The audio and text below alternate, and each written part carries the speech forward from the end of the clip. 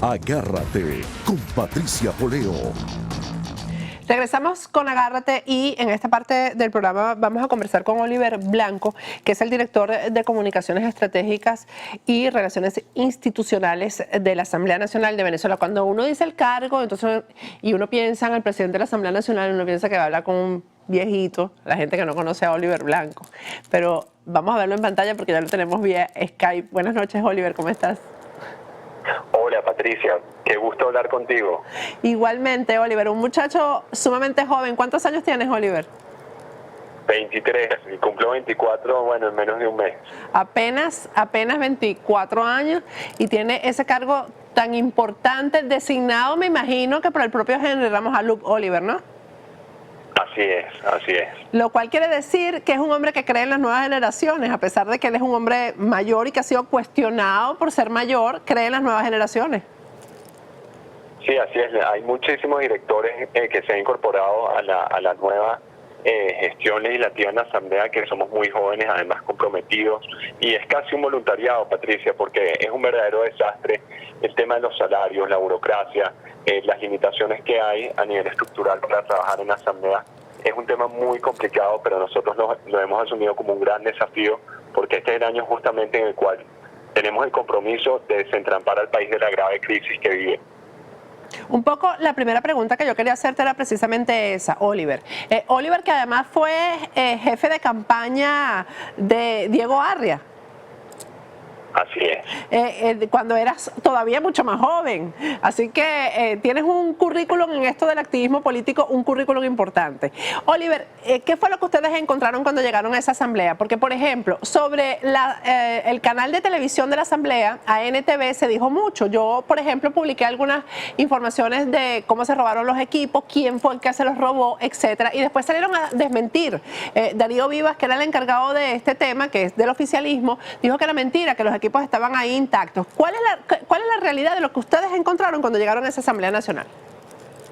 Bueno, lo primero, en mi caso, la oficina que me entregó además el anterior director, quien es, por cierto, el productor de Con el Mazo Dando, Hernán Canorea, vicepresidente de BTV, una oficina pues en condiciones realmente deplorables. Las periodistas, por ejemplo, tenían una sala de prensa, y me refiero a las periodistas que forman parte del personal de la Asamblea, en la cual no tenían acceso a redes sociales, no tenían acceso a los canales nacionales de noticias, no podían cubrir las sesiones, las cámaras de fotos estaban dañadas, unas se perdieron, otras las denunciaron al CICPC inmediatamente después de entregar, un momento antes de entregarme la dirección a mí. Esas cámaras llevaban tiempo perdidas, ellos las denunciaron en CICPC justo el día que me entregaron.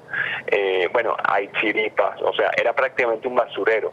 Y en el caso de ANTV, tal como tú lo has dicho, ellos pues tomaron ese edificio que de por sí ya había sido expropiado anteriormente a la familia Gómez y Gala, se llevaron cámaras, maltrataron al personal, votaron a los periodistas que ellos consideraban que no eran partidarios del régimen y tuvieron una actitud realmente deplorable, casi de malandros, ¿no? Muy natural de un gobierno que se siente perdido y que además no cree para nada en las instituciones, sino simplemente en las que ellos pueden dominar y controlar totalmente.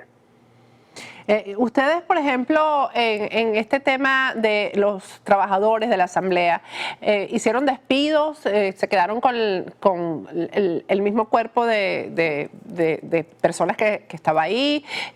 ¿Cuáles fueron las decisiones que se tomaron con respecto a eso? Mira, no ha habido despidos. De hecho, te digo, por ejemplo, en mi dirección hay un sobrino de Lina Ron que trabaja, o sea, que se va a incorporar muy pronto porque está de vacaciones. En la secretaría hay familiares de Amoroso, hay familiares además de Darío Vivas en protocolo. Es decir, el que se queda y se queda para trabajar tiene perfectamente sus derechos garantizados. Ahora, los que han estado en una actitud agresiva o de negarse a trabajar, etcétera, seguramente saldrán, pero la mayoría de los casos es gente que trabaja, lleva muchos años trabajando en la Asamblea y más bien nos hemos encargado de subirles la moral porque es un personal que está desmoralizado porque no tenía derecho realmente al trabajo, habían sido segregados, apartados, etcétera, para que llegara un grupo de personas vinculadas, familiares, etcétera, de los jerarcas del gobierno a asumir responsabilidades que no tenían por qué asumir. simplemente por ser familiares, por ser amigos cercanos, quienes hasta hace muy poco controlaban la Asamblea Nacional. Cuando tú me hablas de los sueldos y de la burocracia, etcétera, ellos cuando estaban ahí, obviamente sí recibían sueldos y sí tenían un presupuesto. ¿Qué pasó después de que ellos se fueron y llegaron ustedes? Bueno, en el caso de los sueldos realmente siempre fueron muy bajos. Claro, ellos tendrían otros mecanismos que ya la justicia en algún momento se encargará de investigar y de controlar, con los cuales me imagino que podían ayudarse. Pero en este caso el personal, ellos subieron los sueldos un mes antes de abandonar la asamblea, justamente para entorpecer la nueva gestión, hacerla buscar más recursos, etcétera. Pero un periodista gana 15.000, 16.000 bolívares. Una secretaria gana 8.000, 9.000 bolívares. Yo como director gano 20.000 bolívares. Es decir, son sueldos realmente bajos, sueldos miserables que, por supuesto, en un momento en el que el país vive tal crisis económica con una gran inflación, etcétera, se convierten en sal y agua.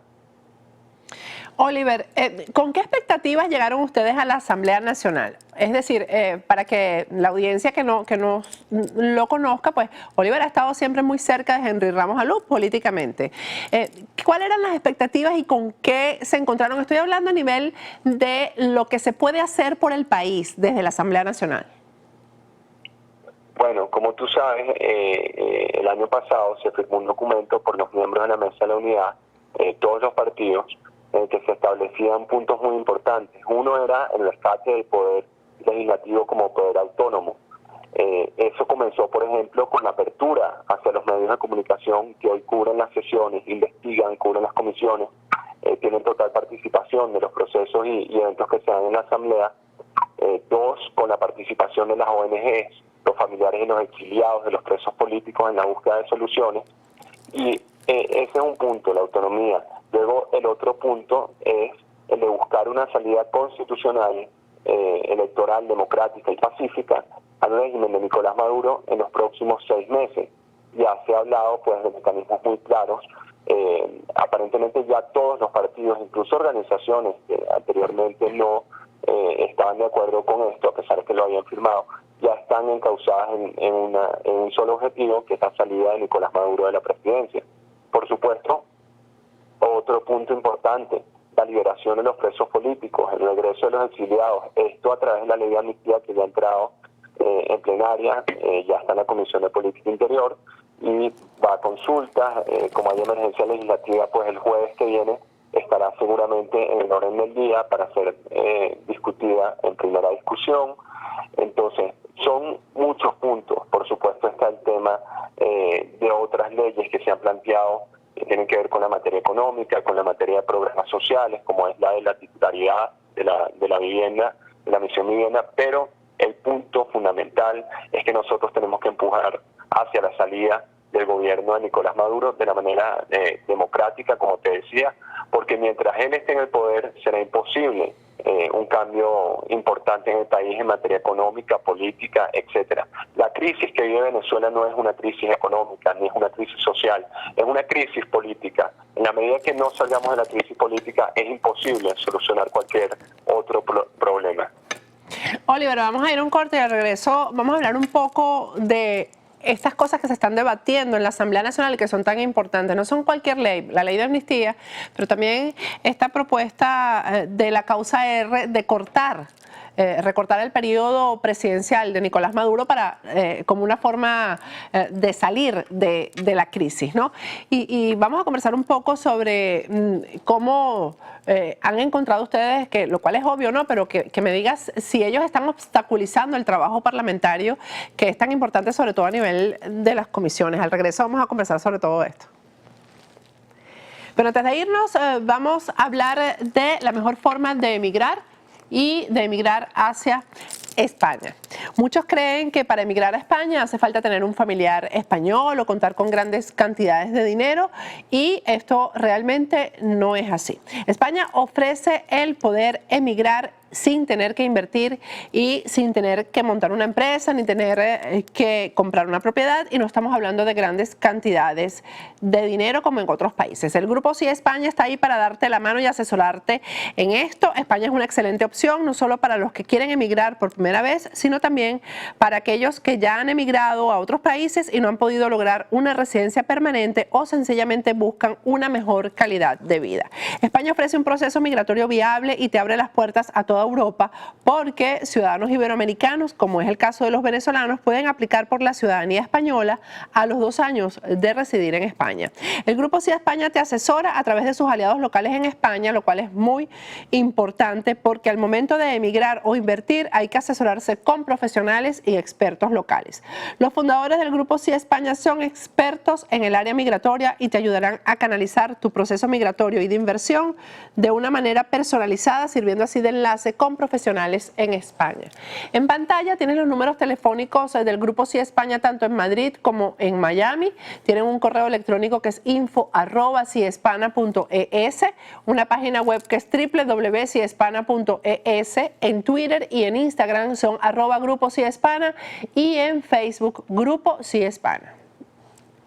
Y el mejor lugar para comer comida venezolana, sin duda alguna, es Venezuela.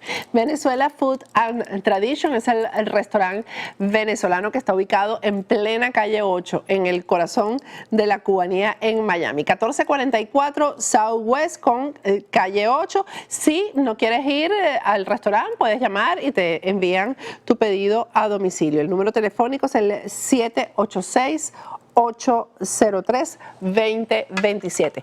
Vamos a ir a un corte y al regreso seguimos conversando con Oliver Blanco sobre esta agenda parlamentaria que está siendo fundamental en Venezuela para enfrentar la crisis. Ya regresamos.